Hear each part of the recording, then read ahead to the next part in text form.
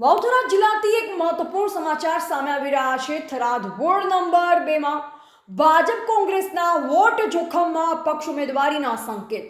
સ્થાનિક સ્વરાજની ચૂંટણીના પડઘમ વાગી રહ્યા છે ત્યારે થરાદનું રાજકારણ હવે ચરમસીમાએ પહોંચ્યું છે।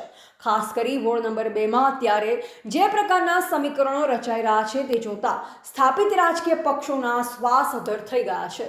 જેમાં વિશ્વાસપાત્ર સૂત્રો દ્વારા પ્રાપ્ત માહિતી અનુસાર વોર્ડ નંબર 2 માં ઈસુભાઈ તેજીભાઈ સિપાઈ પરમાર અપક્ષ ઉમેદવારી નોંધાવે ત્યાં પ્રબળ એંધાણ વર્તાઈ રહ્યા છે। જેમાં ઈસુભાઈનું સ્થાનિક સ્તરે વર્ચસ્વ અને તેમની લોકચાહના જોતા જો તેઓ મેદાનમાં ઉતરશે તો વોર્ડ 2 ની જંગ ત્રિપાંખીઓ અને અત્યંત રસાકસી ભરી બની રહેશે। જેમાં અત્યાર સુધી ભાજપ અને કોંગ્રેસ પોતાની જીતના દાવા કરી રહ્યા હતા, પરંતુ ઈસુભાઈના નામની ચર્ચાથી બંને પક્ષોના ગણિત બગડે તેમ લાગી રહ્યું છે। જેમાં અપક્ષ ઉમેદવાર તરીકે ઈસુભાઈ બંને પક્ષોના પરંપરાગત મતોમાં મોટું ગાબડું પાડી શકે છે।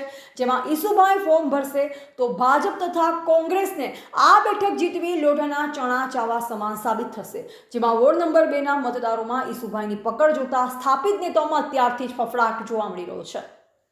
જેમાં લોકશાહીના જંગમાં પક્ષના ચિહ્ન કરતા વ્યક્તિગત લોકપ્રિયતા જ્યારે હાવી થાય છે ત્યારે મોટા ગઢ ધરાશાયી થતા વાર નથી લાગતી।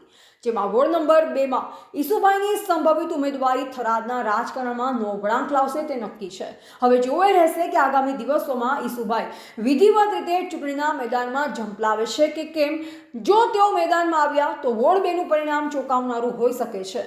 જેમાં થરાદના આ રાજકીય જંગમાં હવે પક્ષીય વર્ગ કામ આવશે કે જનતાનો સાચો સેવક। જેમાં ઈસુભાઈની સંભવિત ઉમેદવારીએ વોર્ડ 2 માં સમગ્ર પંથકની સૌથી હોટ સીટ બનાવી દીધી છે। જેમાં ટૂંક સમયમાં દૂધનું દૂધ અને પાણીનું પાણું થઈ જશે।